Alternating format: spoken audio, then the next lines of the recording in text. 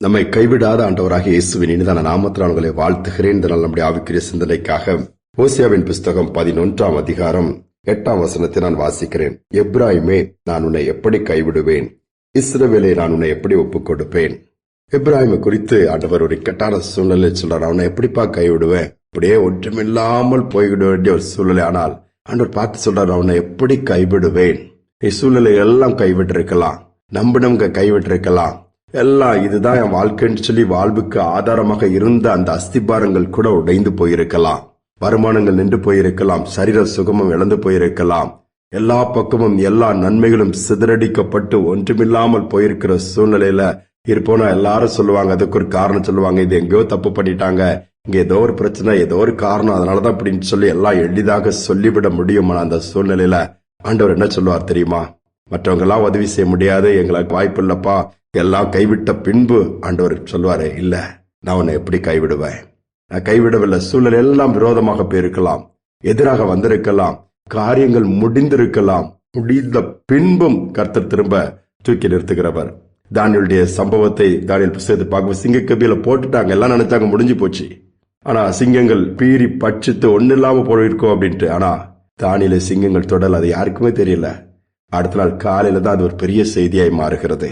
ராஜா காலையில போய் நிற்கிறாரு, தானியேல் உயிரோடு இருக்கிறார், வெளியே கொண்டு வருகிறார். சத்துருக்கள விரோதம் அலுமினவங்களை உள்ளத்துக்கு போட்டாங்க, எல்லாரையும் அந்த சிங்கம் காலி பண்ணிடுச்சு. யோசித்து பாருங்க, ஆண்டவர் எப்படி கைவிடுவா? சூழ்நிலைகள் காப்பாற்றுவதற்கு வழி இல்லாமல் போய்விட்டது, ஆனால் கர்த்தர் தானியேலோடு இருந்து காப்பாற்றினார்.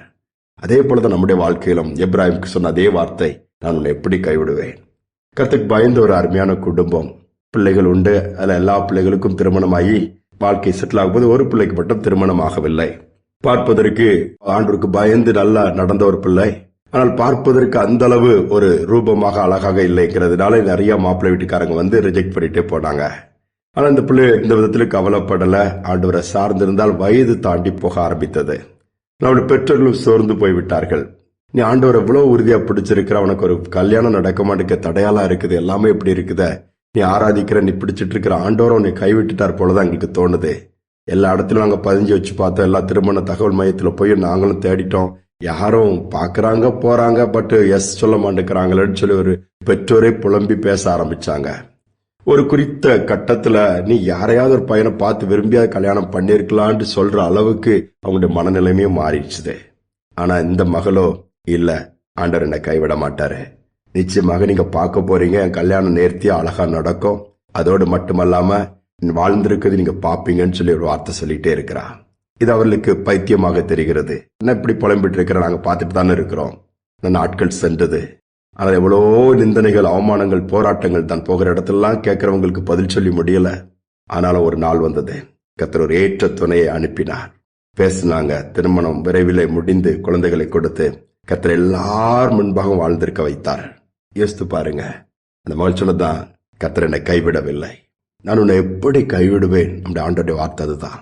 இன்னைக்கு யாராவது உங்களை கைவிட்டுட்டாங்க, உதறிட்டாங்க, வேண்டான்னு சொல்லிட்டாங்க, இனி என் நிலைமை அவ்வளவுதான், இனி என்ன இருக்குது, முடிஞ்சு போச்சுன்னு சொல்றீங்களா? ஆண்டுடைய கரத்தை பாருங்க, அது நீட்டப்பட்டிருக்கிறது. அமிழ்ந்து போகிறவங்களை கூட தூக்கிவிடும் அந்த கரம். ஒன்றுமில்லாத கூட அந்த கரம் உருவாக்கிறோம், ஆளுகை செய்யும். இந்த கரத்துல நம்முடைய வாழ்க்கை கொடுப்போம். மற்றவங்க 1000 பேசட்டும், என் ஆண்டவர் என்னை கைவிட மாட்டார், எல்லா நிலைமையிலும் என்னோடு கூட இருப்பார், மற்றவர்கள் பார்க்கும் வண்ணமாய் ஒரு நாள் நானும் வாழ்ந்திருப்பேன்னு சொல்லி பாருங்க, கர்த்தர் அதை செய்வார். ஜெபிப்போம். அன்பின் தகப்பனே, புதிய நாளை கொடுத்ததற்காய் ஸ்தோத்திரம். அநேக இடத்துல மருத்துவமனையில மருத்துவத்தினால் கைவிடப்பட்ட பிள்ளைகள் இருக்கிறாங்க. குடும்ப வாழ்க்கையிலே, சமுதாயத்திலே, வேலையிலே, ஒவ்வொரு காரியங்களிலும் கைவிடப்பட்ட ஒரு சூழலை பார்க்கிறோம்ப்பா. ஆனால் நீர் கைவிடுகிற தேவன் அல்ல. நான் உன்னை விட்டு விலகுவதும் இல்லை, உன்னை கைவிடுவதும் இல்லை என்றுதான் நீர் வாக்கு கொடுத்திருக்கிறீங்க. அதே தேவன் இதை கேட்கிற ஒவ்வொரு பிள்ளைகளுக்கும் அந்த சத்தத்தை காதுகளில் தொனிக்க பண்ணுவீராக. சோர்ந்து போய், நம்பிக்கை இழந்து போய், இனி என்ன இருக்குன்னு நினைக்கிறாங்களா, நான் உன்னை எப்படி கைவிடுவேன்னு சொல்லி நீங்க அந்த வார்த்தை பேசுங்கப்பா. சொன்ன வார்த்தையை நிறைவேற்றுகிற தேவன். காத்து கொண்டிருக்கிறோம், எத்தனை ஆண்டுகள் காத்திருப்பது, ஒரு மாற்றம் வரவில்லையே, ஒரு முடிவு வரவில்லையே, சத்துருக்கள் இன்னும் தலை தூக்கி நின்று இன்னும் எங்களுக்கு எவ்வளவோ சேதங்களை கொடுக்கறாங்களா, வேதனையை கொடுக்கறாங்களா, நிந்தனையின் பாதையில் எத்தனை ஆண்டுகள் சொல்லி புலம்புகிற பிள்ளைகள் இனி அவ்வளவுதான் சொன்னாலும், இல்ல, நான் கைவிட மாட்டேன், சூழலை மாறுன்னு சொல்லுங்க. அப்படிப்பட்ட காரியத்தை செய்து நடத்துவதற்காக ஸ்தோத்திரம்.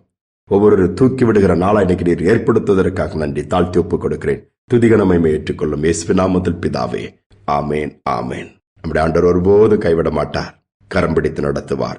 இந்த நம்பிக்கையோடு இந்த நாளை தொடர்வோம். மீண்டுமாய் நாளை தினம் சந்திப்போம்.